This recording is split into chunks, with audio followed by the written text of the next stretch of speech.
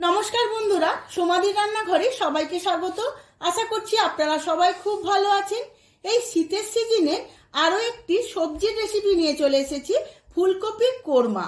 খুবই সামান্য উপকরণে অল্প সময়ে বানিয়ে শেয়ার করব। আপনারা যে কোনো সময়ে যে কোনো অনুষ্ঠানে বানিয়ে নিতে পারবেন। তার জন্য সম্পূর্ণ ভিডিওটি দেখতে হবে। আমার চ্যানেলের নতুন বন্ধু হলে চ্যানেলটিকে সাবস্ক্রাইব করে পাশে থাকা বেল আইকনটি প্রেস করে রাখবেন, যাতে আমার সমস্ত রান্নার নোটিফিকেশন সবার আগে আপনাদের কাছে পৌঁছে যায়। আর ফেসবুক বন্ধুদের কাছে অনুরোধ পেজটিকে ফলো করার জন্য। চলুন দেখে নেওয়া যাক আজকের রেসিপিটি। এখানে ফুলকপিগুলো একটু বড় সাইজ করে কেটে নিয়েছি। ভাপিয়ে নেওয়ার জন্য আগে থাকতেই জল গরম বসিয়ে দিয়েছিলাম। জলের মধ্যে অল্প একটু নুন দিয়ে দিয়েছিলাম। এবার সমস্ত কেটে রাখা ফুলকপিগুলো জলের মধ্যে দিয়ে 5 মিনিট ভাপিয়ে নেব, যাতে সমস্ত পোকামাকড়গুলো খুব ভালোভাবে মরে যায়। এবার আমি বেরেস্তাটা বানিয়ে নেব। তার জন্য কড়া বসিয়ে দিয়েছিলাম। কড়ার মধ্যে দিয়ে দিলাম 4 চামচ সাদা তেল। তেলটা বেশ গরম হয়ে গেছে। এবার দুটো কেটে রাখা পেঁয়াজ এই তেলের মধ্যে দিয়ে 5 মিনিটের মতো ভেজে নেব লাল লাল করে। বেরেস্তাটা আমার হয়ে গেছে, ছেঁকে তুলে নিলাম। ওই একই তেলের মধ্যে ভাপিয়ে নেওয়া ফুলকপিগুলো রাঙা রাঙা করে ভেজে নেব। অন্যদিকে আমি কাজু আর চালমগজ গরম জলে ভিজিয়ে নিয়েছিলাম। এই কাজু আর চালমগজের একটা মিহি পেস্ট বানিয়ে নেব। তার জন্য মিক্সিং জারে করে সমস্ত কাজু আর চালমগজটা নিয়ে নিলাম। অল্প একটু জল দিয়ে মিহি পেস্ট বানিয়ে নেব।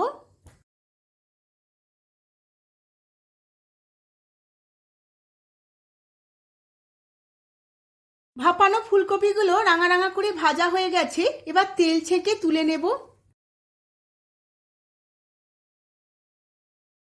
ওই একই তেলের মধ্যে কিছু ফোড়ন দিয়ে দেব। তার মধ্যে ছোট এলাচ, বড় এলাচ, দারচিনি, অল্প একটু জয়িত্রী, অল্প একটু জায়ফল আর কিছু কাবাব চিনি। ফোড়নটা খুব ভালো করে ভাজা হয়ে গেছে। এখন এর মধ্যে দিয়ে দেব অল্প একটু নুন, যাতে বেটে রাখা মশলাটা ছিটকে বেরিয়ে না যায়। এর মধ্যে এখন দিয়ে দিলাম 4 চামচ পেঁয়াজ আর কাঁচা লঙ্কা বাটা।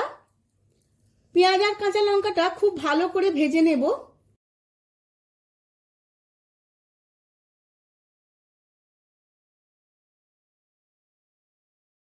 পেঁয়াজ কাঁচা লঙ্কা খুব ভালো করে ভাজা হয়ে গেছে। এখন এর মধ্যে দেব 2 চামচ আদা রসুন বাটা।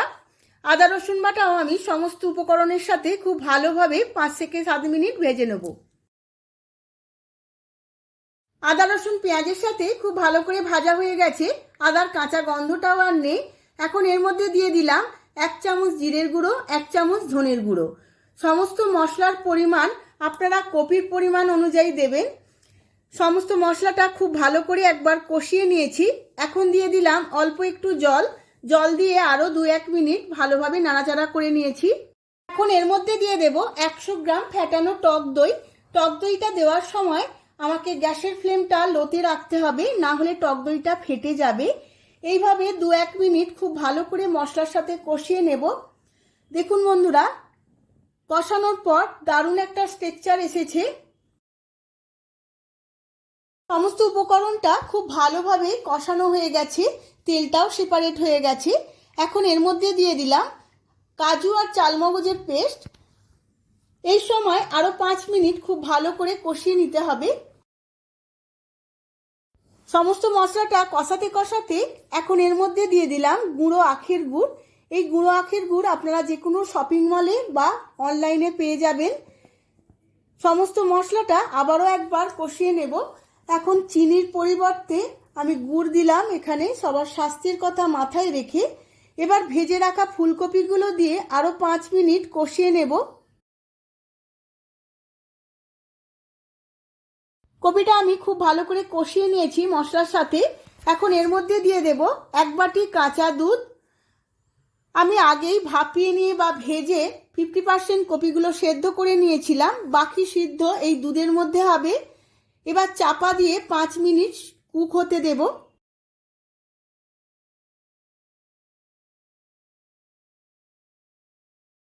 5-7 মিনিট রান্না করে নেওয়ার ফলে কোরমাটা আমার দারুণভাবে রেডি হয়ে গেছে। এখন এর মধ্যে কিছু উপকরণ দিয়ে দেব। তার মধ্যে দিয়ে দেব 1 চামচ গাওয়া ঘি, 1 চামচ শাহি গরম মশলা আর দেব কিছু পেঁয়াজ বেরেস্তা। সমস্ত উপকরণগুলো দিয়ে আবারও একবার নাড়াচাড়া করে নেব। আমার রেডি হয়ে গেছে ফুলকপির কোরমা। এবার আমি সার্ভ করে নেব। আমার রেডি হয়ে গেছে ফুলকপির কোরমা। দারুণ দেখতে লাগছে, আর খেতে কীরকম হয় সে তো না খেলে বোঝাই যাবে না। ভাত, রুটি, পোলাও, পরোটা যা কিছুর সাথে দারুণ লাগবে। আপনারাও আমার মতো করে একবার বাড়িতে বানিয়ে ফেলুন আর সবাইকে পরিবেশন করুন, দেখবেন সবার খুবই ভালো লাগবে। ভিডিওটা যদি ভালো লেগে থাকে ভিডিওটিতে প্রচুর প্রচুর লাইক, শেয়ার, কমেন্ট করবেন। আজ তাহলে আসি, আবার দেখা হবে পরবর্তী ভিডিওতে আরও নতুন অনেক অনেক রেসিপি নিয়ে। ধন্যবাদ।